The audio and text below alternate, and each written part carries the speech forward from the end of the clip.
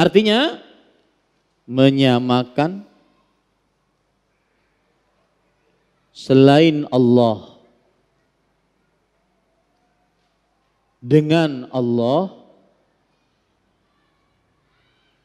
dalam kekhususan Allah, kekhususan Allah. Ini pengertian yang pertama, menyamakan selain Allah. Selain Allah siapa? Apapun, siapapun. Ya, apapun, siapapun.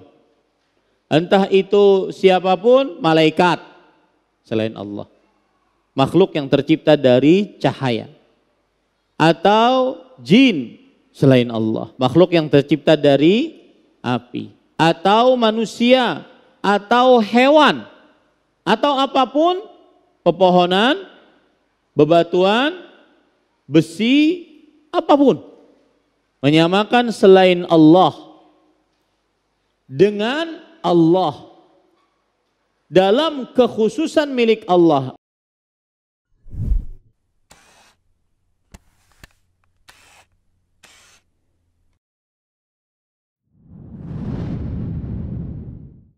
Assalamualaikum warahmatullahi wabarakatuh. Bismillahirrahmanirrahim. Innal hamdalillah nahmaduhu wa nasta'inuhu wa nastaghfiruh wa na'udzu billahi min shururi anfusina wa sayyiati a'malina. Man yahdihillahu fala mudilla lahu wa man yudlil fala hadiya lahu.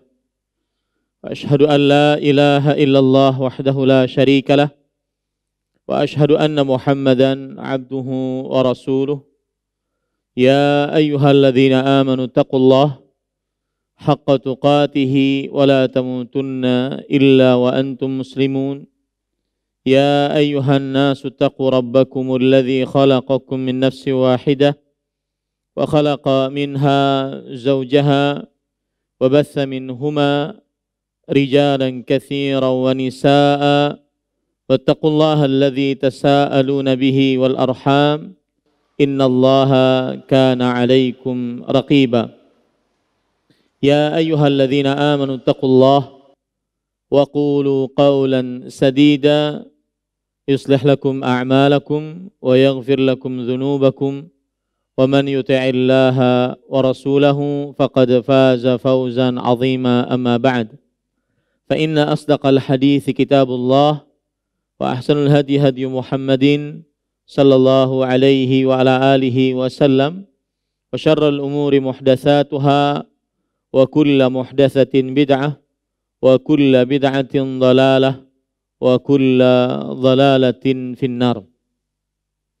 Alhamdulillah, kita bersyukur pada Allah Subhanahu wa taala pada hari ini Rabu malam Kamis 4 Zulhijjah 1442 Hijriah, kita dimudahkan oleh Allah Subhanahu wa taala untuk kembali duduk bersama di Masjid Imam Syafi'i Banjarmasin, Kalimantan Selatan dalam sebuah kajian rutin setiap Rabu malam Kamis mempelajari matan Nawaqidul Islam, pembatal keislaman, yang ditulis oleh Syekhul Islam Muhammad bin Abdul Wahhab bin Sulaiman bin Ali At-Tamimi rahimahullah.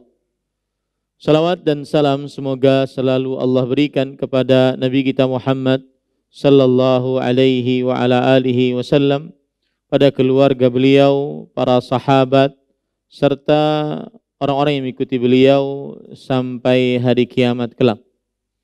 Dengan nama-nama Allah yang husna dan sifat-sifatnya yang ulia, kita berdoa, Allahumma inna nas'aluka al-'afwa wal-'afiyah fid dunya wal akhirah. Allahumma 'afina fi badanina, Allahumma 'afina fi sam'ina, Allahumma 'afina fi basarina, la ilaha illa anta. Allahumma inna nas'aluka al-'afiyah fid dunya wal akhirah. Allahumma inna nas'aluka al-'afwa wal-'afiyah fi dinina wa dunyana wa ahlina wa malina. Allahumma astur 'auratina wa amin rawatina واحفظنا من بين أيدينا ومن خلفنا وعن أيماننا وعن شمائلنا ومن فوقنا ونعوذ بعظمتك أن نغتال من تحتنا اللهم آمين. Ahibati al-muslimun afanillah wa iyyakum. Kaum muslimin yang saya cintai karena Allah, semoga Allah Subhanahu wa taala selalu memberikan afiat kepada kita. Pada kesempatan kali ini ada dua pertanyaan yang disampaikan, yaitu pembahasan kemarin yang bisa mengkafirkan hanyalah ulama. Bagaimana ciri-ciri yang bisa disebut sebagai ulama? Maka jawabannya adalah seorang ulama atau seorang alim, alim jamaknya ulama. Seorang alim adalah seorang yang ahli fikih dan dia pantas untuk berfatwa yang didasari dari ayat-ayat Al-Quran dan hadis-hadis Rasul sallallahu alaihi wa ala alihi wasallam. Dan beliau bisa membedakan mana hadis yang sahih dan mana hadis yang lemah. Beliau mengetahui tentang dalil-dalil mana yang nasikh dan mansukh, yaitu mana dalil-dalil yang menghapus dalil-dalil sebelumnya dan mana dalil-dalil yang terhapus oleh dalil-dalil setelahnya. Dan seorang alim adalah yang mengetahui dalil-dalil syar'i, baik yang umum ataupun yang mengkhususkannya, baik yang mutlak ataupun yang membatasinya. Dan seorang alim, dia mengetahui sebab turunnya ayat dan sebab keluarnya hadis Rasul sallallahu alaihi wasallam. Ditambah lagi dengan ketakwaan yang dia miliki, ilmu yang dia miliki diamalkan sehingga berbuah ketakwaan. Ilmu yang dia miliki diamalkan sehingga berbuah akhlak yang baik. Dan yang paling utama, seorang alim adalah dia yang mewarisi para nabi dan juga para sahabat Nabi radhiyallahu anhum. Seorang alim adalah seorang yang senantiasa menjadikan rujukan dalam memahami Al-Quran dan hadis adalah para sahabat, para tabi'in dan para tabi'ut tabi'in rahimahumullahu ta'ala. Itulah seorang yang alim. Jadi mereka lah yang berhak untuk mengkafirkan seseorang, mengeluarkan orang dari agama Islam. Pertanyaan selanjutnya yaitu tentang bagaimana cara bakti kita kepada orang tua yang mengikuti pelajaran tasawuf dalam tanda kurung Nur Muhammad. Sudah sering diingatkan tetapi tidak pernah berdampak kepada beliau. Sebelum saya menjelaskan tentang cara bakti, maka ada baiknya kita menyebutkan tentang beberapa hal yang berkaitan dengan keyakinan Nur Muhammad sallallahu alaihi wa alihi wasallam. Nur artinya adalah cahaya. Cahaya Nabi Muhammad sallallahu alaihi wa ala alihi wasallam.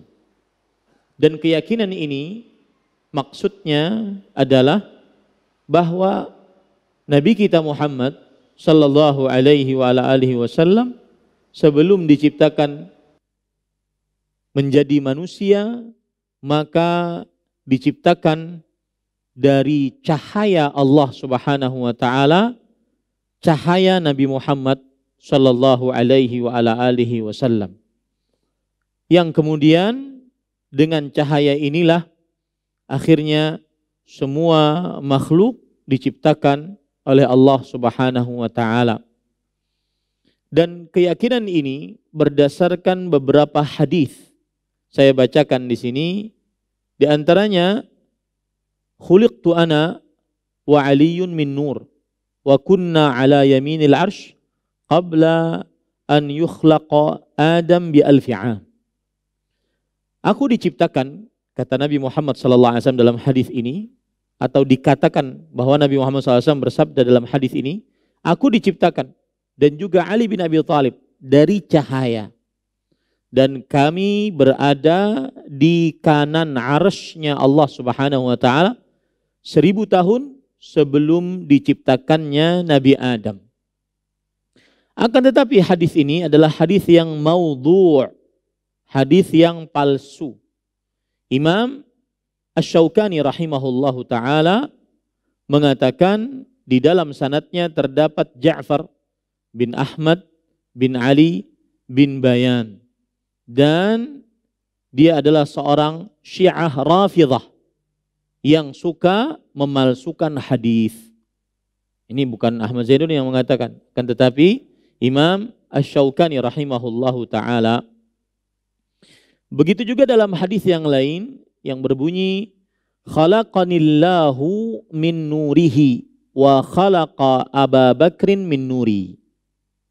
Allah Subhanahu wa taala telah menciptakan aku dari cahayanya, dan Allah Subhanahu wa taala menciptakan Abu Bakar As-Siddiq radhiyallahu anhu dari cahayaku. Hadis ini disebutkan oleh Ibnu Arraq di dalam kitab Tanzihus Syariah yang ditulis oleh Abu Nuaim. Artinya dirujuk bahwasanya ada di dalam kitab Tanzihus Syariah yang ditulis oleh Abu Nuaim Al-Asfahani. Dan Abu Nuaim Al-Asfahani ketika menulis di dalam kitabnya ini mengatakan hadza batilun. Hadis ini adalah hadis yang batil. Imam Az-Zahabi rahimahullahu taala, ulama Islam bermadzhab Syafi'i dari abad ke-8 Hijriah, di dalam kitab beliau Mizanul I'tidal, hadza kadzib wal afatu indi min Ahmad ibn Yusuf al-Masihi. Dan hadis ini adalah hadis dusta, tidak benar, dan penyakitnya ada pada seorang perawi yang bernama Ahmad bin Yusuf al-Masihi. Adapun hadis tentang bahwa Nabi Adam alaihi salam melihat nama Nabi Muhammad sallallahu alaihi wasallam di atas arsy-Nya Allah Subhanahu wa taala tertulis, maka ini telah diriwayatkan oleh Imam Hakim, dan Imam Az-Zahabi berkata innahu maudhu'. Sesungguhnya hadis ini adalah hadis yang palsu. Di dalam sanadnya Abdurrahman bin Zaid bin Aslam, dan Abu Nuaim dan Al-Hakim mengatakan rawa atau ruya an abihi atau rawa an abihi ahaditsa maudhu'ah. Bahwasanya Abdurrahman bin Zaid bin Aslam meriwayatkan dari bapaknya hadis-hadis yang palsu. Dan Abdurrahman bin Zaid bin Aslam telah dilemahkan oleh Imam Bukhari, Imam An-Nasai, kemudian Imam Ibnul Jauzi rahimahullah juga mengatakan ajma'u ala dha'fihi. Para ulama hadis bersepakat, berijma' akan kelemahannya. Dan dinukilkan oleh penulis kitab Bulughul Amani fi Raddi ala Miftah At-Tijani bahwa Imam Az-Zahabi, Al-Hafidh Ibnu Hajar, Abdul Hadi dan As-Sahsawani menyatakan bahwa hadis ini adalah hadis yang batil. Hadis ini adalah hadis yang batil. Maka hadis ini juga bertentangan dengan ayat Al-Qur'an dan hadis-hadis Rasul sallallahu alaihi wasallam. Allah berfirman di dalam Al-Qur'an sangat jelas, innama ana basyarum mislukum. Sesungguhnya aku, yaitu Nabi Muhammad sallallahu alaihi wasallam, adalah manusia seperti kalian. Manusia dan seperti kalian. Kemudian juga Rasul sallallahu alaihi wasallam bersabda dalam hadis riwayat Imam Bukhari dan Muslim dari Abdullah bin Mas'ud radhiyallahu an, bahwa innama ana basyarum mithlukum ansa kama tansawun fa idza nasitu fadzakkiruni. Sesungguhnya aku adalah manusia seperti kalian, aku lupa sebagaimana kalian lupa. Jika aku ingat, jika aku lupa, maka ingatkanlah aku. Maka siapa saja yang meyakini bahwasanya Nabi Muhammad SAW berasal dari cahaya Allah, bukan manusia, meyakini bahwasanya Nabi Muhammad SAW mengetahui akan hal gaib, maka keyakinan ini adalah keyakinan kekufuran. Saya ulangi dengan tegas, siapa saja yang meyakini bahwa Nabi Muhammad SAW adalah diciptakan dari cahaya Allah dan bukan manusia, dan bahwasanya beliau adalah mengetahui akan hal gaib, maka keyakinan ini adalah keyakinan kekufuran, dan ini bertentangan dengan Al-Quran dan hadis Rasul sallallahu alaihi wasallam, dan ini mendustakan Al-Quran dan hadis Rasul sallallahu alaihi wa ala alihi wasallam. Cukup kiranya, habis waktu pian betakun yang ini panjang. Taib, para ikhwah yang dirahmati oleh Allah Subhanahu wa taala, sekarang kita masuk kepada pembatal keislaman yang pertama. Qala al-musannifu rahimahullahu ta'ala an-naqidhul awwal, qala Syekhul Islam Muhammad ibn Abdul Wahhab rahimahullah, i'lam anna nawaqidhal islami 'asharatu nawaqidh. Al-awwal asy-syirku fi ibadatillahi ta'ala, qala Allah ta'ala innallaha la yaghfiru an yushraka bih wa yaghfiru ma duna dzalika liman yasha wa man yusyrik billahi faqad iftara itsman 'azima. Wa qala ta'ala innahu man yusyrik billah faqad harrama Allahu 'alaihi al-jannah wa ma'wahu an-nar wa ma lidh-dhalimin min ansar. Wa minhu adh-dhabhu li ghairillah kaman yadhbahu lil jinni aw lil qabri wa ashharuha syirku fi ibadatillah. Artinya, an-naqidul awal, pembatal keislaman yang pertama. Syekhul Islam Muhammad bin Abdul Wahhab rahimahullah ta'ala berkata, ketahuilah bahwa pembatal-pembatal keislaman ada 10 pembatal. Ini sudah kita sebutkan bahwa ini bukan pembatasan. Tetapi apa? Siapa yang masih ingat? Nah, kenapa disebutkan 10? Hah? Karena kesepakatan para ulama. Jadi tidak ada perbedaan pendapat di antara para ulama tentang 10 ini. Yang kedua, karena paling banyak terjadi di tengah-tengah kaum muslimin. Ya, baik.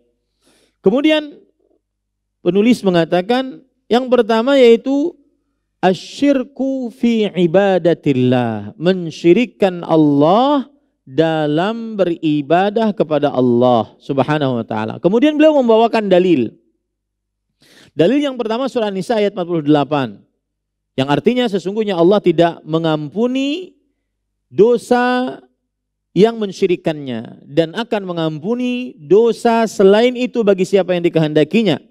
Dan barang siapa yang mensyirikkan Allah maka sungguh dia telah berbuat dusta dengan dusta yang besar. Surah An-Nisa ayat 48. Kemudian beliau juga membawakan surat Al-Maidah ayat 72 yang berbunyi innahu man yusyrik billah faqad harramallahu alaihi al-jannah wa ma'wahu an-nar wa ma lidh-dhalimin min ansar, yang artinya sesungguhnya siapa saja yang mensyirikkan Allah maka sungguh Allah telah haramkan atasnya surga dan tempatnya paling pantas adalah neraka, dan orang-orang yang zalim tidak memiliki seorang penolong pun. Kemudian beliau mengatakan termasuk dari kesyirikan adalah menyembelih untuk selain Allah. Seperti seseorang yang menyembelih untuk jin atau untuk kuburan. Dan yang paling masyhur adalah mensyirikkan Allah di dalam beribadah kepada Allah Subhanahu wa taala. Baik. Sekarang permasalahan pertama dari saya akan sebutkan sampai kepada 3 atau sebentar. Ada 10 permasalahan dalam pembatal keislaman yang pertama ini. 10 permasalahan dalam pembatal keislaman yang pertama. Yang pertama, yaitu seorang muslim wajib takut terhadap kesyirikan. Seorang muslim wajib takut terperosok ke dalam kesyirikan.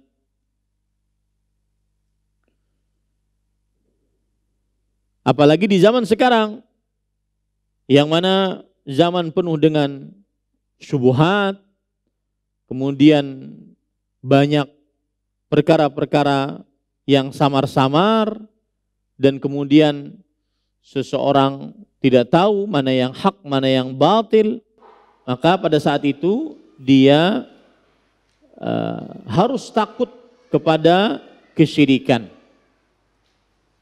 Baik. Kenapa takut kepada kesyirikan? Para ikhwan yang dirahmati oleh Allah Subhanahu wa taala.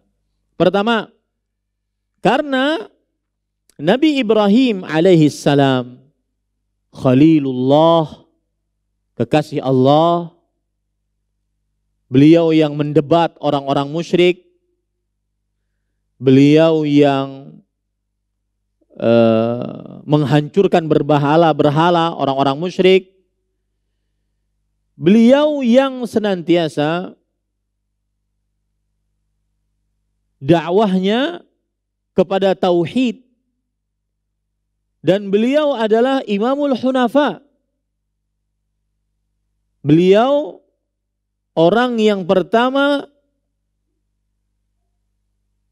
dan paling utama dalam mentauhidkan Allah Subhanahu wa taala. Meskipun demikian, beliau berdoa kepada Allah Subhanahu wa taala. Doanya bagaimana? Wajnubni wa baniya an na'budal asnam. Yang artinya, ya Allah, jauhkanlah aku dan keturunanku dari menyembah berhala. Rabbi innahunna adlalna katsiran minan nas. Wahai Tuhanku, berhala-berhala ini banyak menyesatkan manusia. Berhala-berhala ini benar-benar menyesatkan banyak manusia. Ini disebutkan oleh Allah dalam surat Ibrahim ayat 35 sampai 36. Jadi kenapa harus khawatir terperosok dalam kesyirikan? Karena Nabi kita Muhammad sallallahu alaihi wa ala alihi wasallam, beliau Nabi Ibrahim alaihissalam, beliau yang merupakan Khalilullah, kekasih Allah, Imamul Hunafa, pemimpinnya orang-orang yang bertauhid. Ya. Beliau yang mendebat orang-orang musyrik, beliau yang berani berhadapan langsung dengan orang-orang musyrik, menghancurkan berhala-berhala, tetapi beliau tetap berdoa agar dijauhkan dari kesyirikan. Sebab yang kedua, mengapa kita harus takut kepada kesyirikan? Karena Nabi kita Muhammad sallallahu alaihi wa ala alihi wasallam, beliau Khalilullah juga. Dan beliau orang yang paling bertauhid, paling mengikhlaskan ibadah kepada Allah Subhanahu wa taala. Beliau dakwahnya selama menjadi nabi dan rasul hanya tauhid. Tetapi dalam hadis riwayat Imam Ahmad, beliau berdoa agar dijauhkan dari kesyirikan. Sebagaimana doa beliau, Allahumma inni a'udzubika an usyrika bika wa ana a'lam wa astaghfiruka lima la a'lam. Ya Allah, aku berlindung kepadamu dari mensyirikkanmu dalam keadaan aku menyadarinya dan aku memohon ampun kepadamu dari mensyirikanmu dalam keadaan aku tidak menyadarinya. Ini sebab yang kedua. Kenapa harus takut kepada kesyirikan? Dan juga Rasulullah SAW sendiri beliau juga khawatir terhadap para sahabatnya melakukan kesyirikan. Sebab yang ketiga, Rasulullah SAW khawatir kepada para sahabatnya. Sahabat yang diridhoi oleh Allah berdasarkan dalil tegas dari Al-Quran. Sahabat yang dijamin masuk surga. Ada faedah menarik ini. Tentang sahabat dijamin masuk surga ya. Jadi termasuk adab kita kepada Allah dan Rasulullah sallallahu alaihi wasallam bahwa Allah di dalam Al-Quran belum tegas menyebutkan seluruh sahabat masuk ke dalam surga. Belum tegas. Begitu juga Rasulullah sallallahu alaihi wasallam belum menyebutkan bahwa seluruh sahabatku masuk surga. Belum ada hadis itu. Maka adab kepada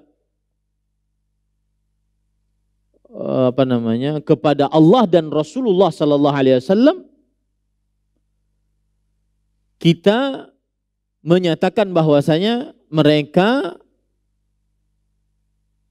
semoga dijamin oleh Allah Subhanahu wa taala seluruhnya masuk ke dalam surga. Meskipun belum ada tegas.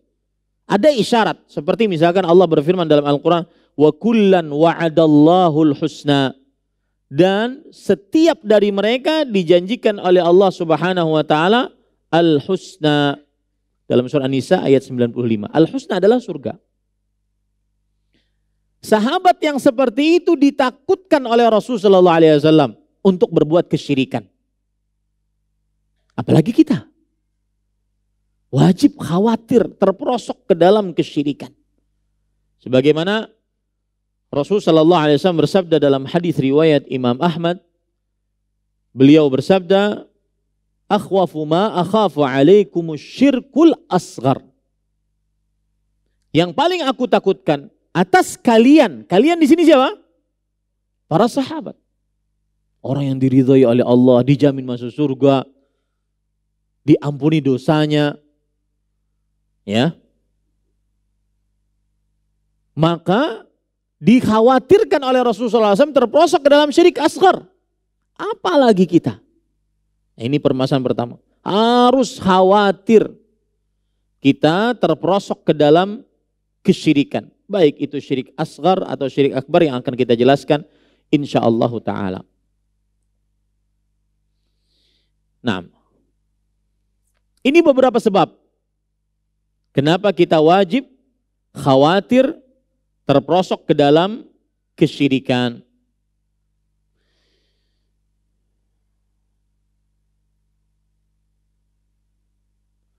Sebab yang keempat mungkin bisa ditambahkan, Nabi kita Muhammad sallallahu alaihi wasallam beliau sering berdoa agar ditetapkan hati di atas agama, yaitu di atas tauhid.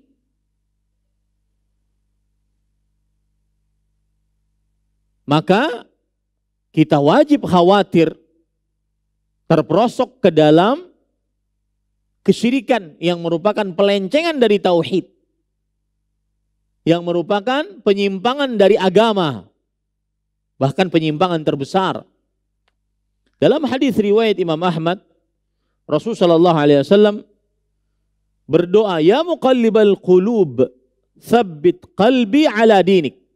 Wahai yang membolak-balikan hati, tetapkan hatiku di atas agamamu. Maka Aisyah radhiyallahu anha wa ardhaha, istri beliau, berkata, "Takhafu ala nafsik." Wahai Rasulullah, apakah engkau takut terhadap dirimu? Maka kemudian Rasul sallallahu alaihi wasallam menanggapi, "Ya Aisyah, wa ma yu'minuni wa qulubul ibad baina asbu'ain min asabi'ir rahman." Wahai Aisyah radhiyallahu anha wa ardhaha, apa yang menjadikan aku merasa aman? Nah, kita ini yang sekarang ngaji tentang tauhid, menjauhkan diri dari kesyirikan, tidak ada jaminan kita meninggal di atas tauhid. Maka banyak-banyaklah berdoa dan banyak-banyaklah khawatir terperosok ke dalam kesyirikan. Tidak ada jaminan seseorang mati di atas tauhid. Ini yang membuat kita khawatir. Beliau saja mengatakan, apa yang menyebabkan aku merasa aman? Hati-hati hamba-hamba di antara dua jari dari jemarinya Allah Subhanahu wa taala Ar-Rahman. Nah, ini para ikhwah, ini beberapa hal yang berkaitan dengan permasalahan pertama, yaitu wajib khawatir terperosok ke dalam kesyirikan. Dikenalkan dari mulai semenjak dini, terutama kepada anak istri kita. Hati-hati dosa kesyirikan. Ya, baik itu nanti syirik akbar atau syirik asghar. Nah, apalagi di zaman sekarang.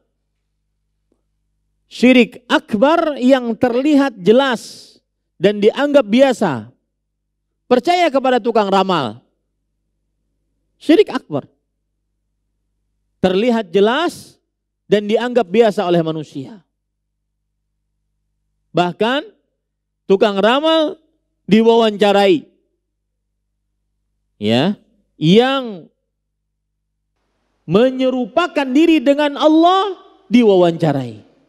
Yang menyamakan diri dengan kuasa Allah diwawancarai. Karena tidak ada yang bisa mengetahui akan hal gaib kecuali Allah Subhanahu wa taala. Ini terlepas ramalannya benar atau tidak benar, bukan urusan kita. Maka harus khawatir kita terperosok ke dalam dosa kesyirikan. Baik. Kemudian permasalahan yang kedua.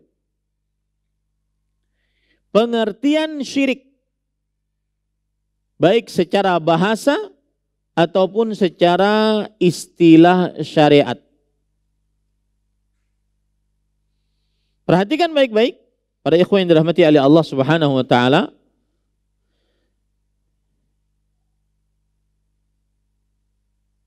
Kata asyirik diambil dari 3 huruf dasar dalam bahasa Arab.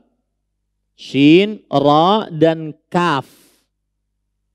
Dan setiap kata di dalam bahasa Arab yang di dalamnya ada Shin, Ra, dan Kaf, maka menurut ahli bahasa Arab ini adalah menunjukkan kepada muqaranah wa khilafum firad. Menunjukkan kepada pertemanan dan tidak sendirian. Ini secara bahasa. Sebagaimana dijelaskan oleh Ibnu Faris dalam kitab Kamus Besar Bahasa Arab Mu'jam Maqayisil Lughah. Ya.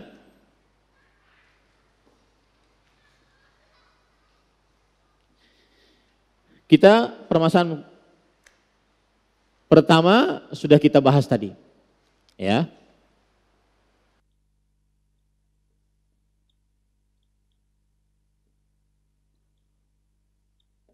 Wajib takut terperosok ke dalam kesyirikan. Ada berapa saya sebutkan tadi? Ada 4, tambah 5, satu lagi. Karena Rasulullah SAW mengabarkan bahwa tidaklah dibangkitkan kiamat sampai disembah kembali berhala-berhala. Dan sampai umatku berkumpul dengan orang-orang musyrik. Dan ini adalah sebuah kabar yang berbentuk celaan dan pasti terjadi. Kabar berbentuk celaan dan pasti terjadi. La taqumus sa'ah hatta tidak dibangkitkan hari kiamat sampai disembah berhala. Wa hatta talhaqa al-qabailu min ummati bil musyrikin. Sampai kabilah-kabilah dari umatku berkumpul dengan orang-orang musyrik. Ini kan mengkhawatirkan kita. Jadi ada 5 sebab. Kemudian yang kedua, permasalahan kedua,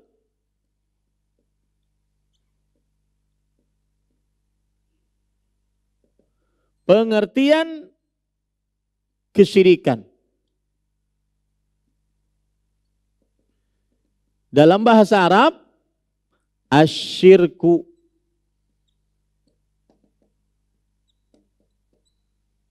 Ini diambil dari 3 huruf dasar.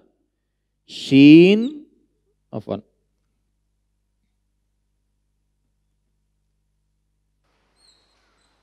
Shin, Ra, dan Kaf.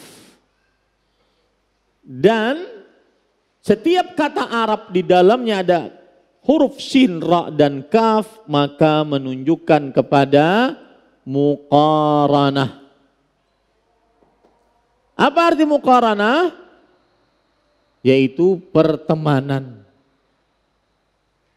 Dan juga menunjukkan kepada khilaf infirad. Apa artinya? Yaitu tidak sendiri. Tidak sendiri. Nah, pengertian kesyirikan secara bahasa.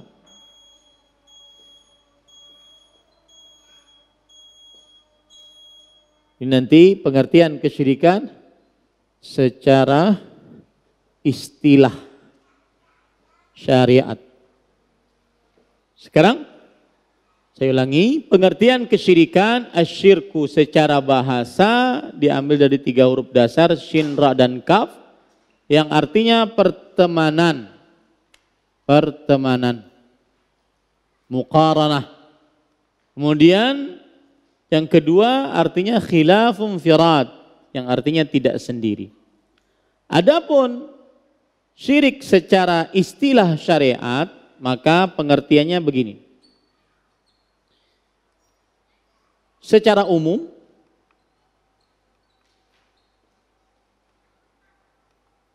pengertian syirik secara istilah syariat, pengertian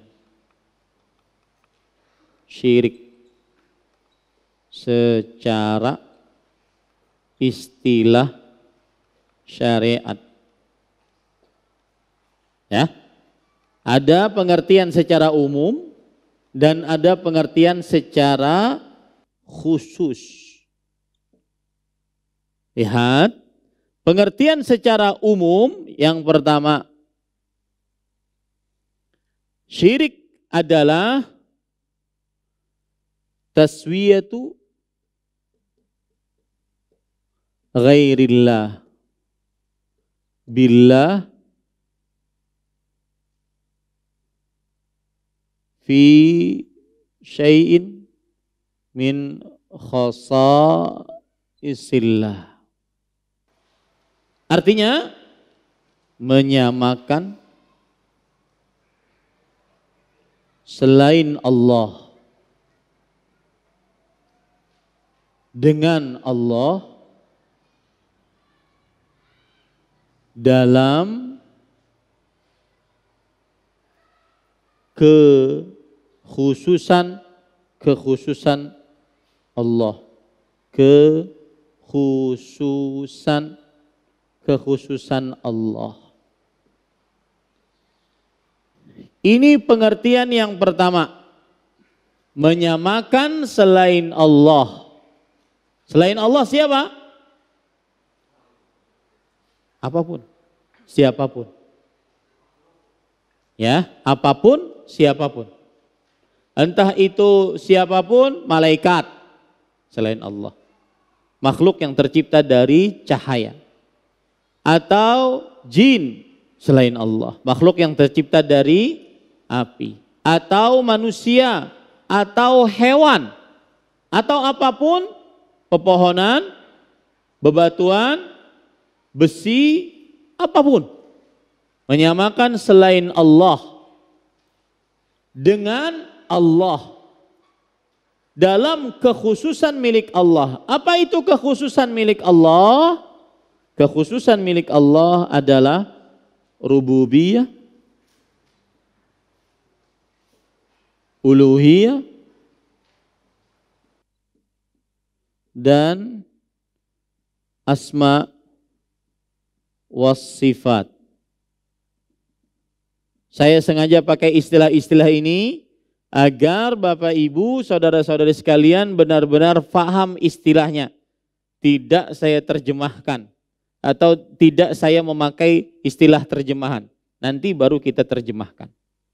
Apa kekhususan Allah? Rububiyah. Rububiyah itu apa? Rububiyah itu penciptaan, kemudian pengaturan, kemudian kekuasaan. Ini rububiyah. Allah yang maha pencipta segala sesuatu. Allahu khaliqu kulli syai'. Allah maha pencipta segala sesuatu. Pengaturan. Alhamdulillahi rabbil alamin. Segala puji hanya milik Allah, Tuhan yang mengatur semesta alam. Ya, kekuasaan. Dzalikumullahu rabbukumul haq. Yang demikian itu adalah Allah. Rabbukum lahul mulk. Tuhan kalian yang memiliki kekuasaan. Itu rububiyah. Maka siapa yang menyamakan selain Allah, nyamakan selain Allah dengan Allah dalam perkara khusus milik Allah yaitu rububiyah, maka berarti telah melakukan kesyirikan. Ada yang mengaku bisa menghidupkan, mematikan, menyembuhkan. Ya, ada yang mengaku bisa mencipta, mengatur, berkuasa, maka ini syirik akbar. Ya, ini khusus milik Allah. Adapun uluhiyah adalah ibadah dengan segala macam jenisnya. Ibadah yang berupa ucapan ataupun perbuatan, baik yang di dalam hati ataupun yang lahir, ini adalah khusus milik Allah. Salat, puasa, zakat, haji, baca Quran, berdoa, berzikir, sabar, tawakal, rasa takut, rasa harap, minta tolong, isti'anah, minta pertolongan dalam keadaan yang sempit, istighatsah, minta pertolongan, minta perlindungan, isti'adzah, itu milik Allah seluruhnya. Tawakal itu milik Allah Subhanahu wa taala seluruhnya. Syukur, sabar itu milik Allah Subhanahu wa taala seluruhnya. Ya. Kemudian asma wa sifat, nama-nama dan sifat-sifat Allah Subhanahu wa taala. Ini hal-hal yang khusus milik Allah. Siapa yang menyamakan selain Allah dengan Allah dalam kekhususan Allah, maka dia melakukan kesyirikan. Nama misalkan, tidak boleh orang dikasih nama Khaliq. Ada santri saya namanya Muhammad Khaliq. Saya bilang, sini. Beritahu orang tuanya, namamu diganti. Sampai ke akte-aktenya. Akhirnya diganti, Muhammad Abdul Khaliq. Nggak boleh, Muhammad Khaliq. Khaliq adalah Allah Subhanahu wa taala. Muhammad Rahman. Rahman adalah Allah Subhanahu wa taala. Kita sering masih melihat ada orang-orang bernama Rahman, kecuali di depannya ada Abdurrahman.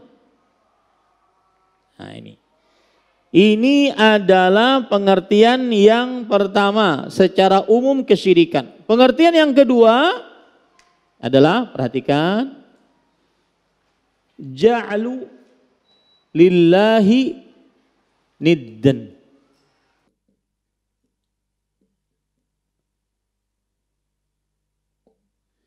Yang artinya menjadikan sekutu bagi Allah. Ini kesyirikan. Menjadikan sekutu bagi Allah Subhanahu wa taala. Hampir sama dia. Sebelum saya masuk kepada secara khusus, dalil pengertian ini surat Quran, surat Asy-Syu'ara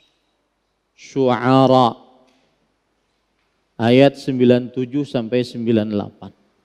Allah Subhanahu wa taala berfirman, "Tallah in kunna lafi dhalalim mubin idz nusawwikum birabbil alamin." Demi Allah, kata orang-orang kafir, kami dahulu di dunia benar-benar di dalam kesesatan yang nyata.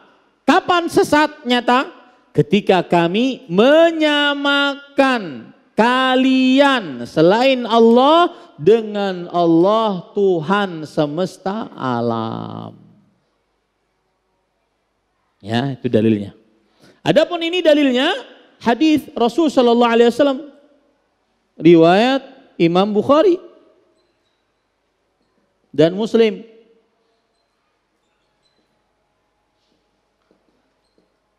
Ketika Abdullah bin Mas'ud radhiyallahu anhu bertanya kepada Rasulullah SAW, "Ya Rasulullah, ayyu dzambi a'zam?" Wahai Rasulullah sallallahu alaihi wasallam, dosa apa yang paling besar? Maka beliau menjawab, "Antaj'ala lillahi niddan." Kamu menjadikan sekutu bagi Allah. Sekutu bagi Allah. Tidak boleh menjadikan sekutu bagi Allah Subhanahu wa taala. Taib. Sekarang sedikit lagi ya, ulun tambah dikit. Ulun tahu pian lapar. Secara khusus, ya, apa itu? Sebagaimana yang dikatakan oleh para ulama, secara khusus adalah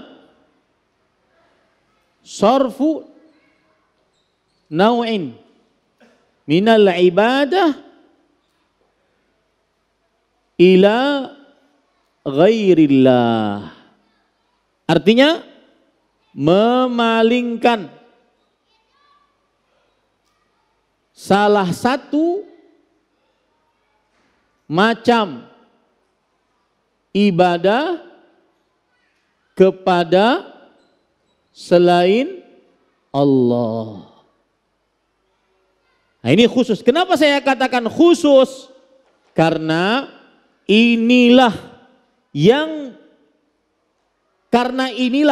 manusia diciptakan. Karena inilah kitab-kitab suci diturunkan. Karena inilah para rasul diutus. Karena inilah terjadi peperangan Badar, peperangan Uhud, peperangan Khandaq, peperangan Mu'tah, peperangan. Karena inilah korban berjatuhan dari kaum muslimin ataupun kaum musyrikin.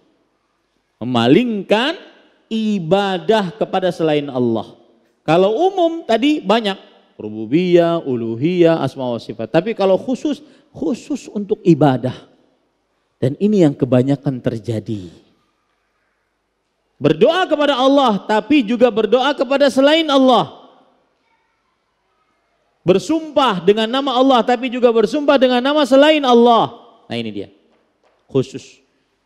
Memalingkan salah satu macam ibadah kepada selain Allah. Dan ini pengertian kesyirikan yang harus dipahami oleh kita semua. Jangan sampai kita terperosok ke dalamnya. Nah,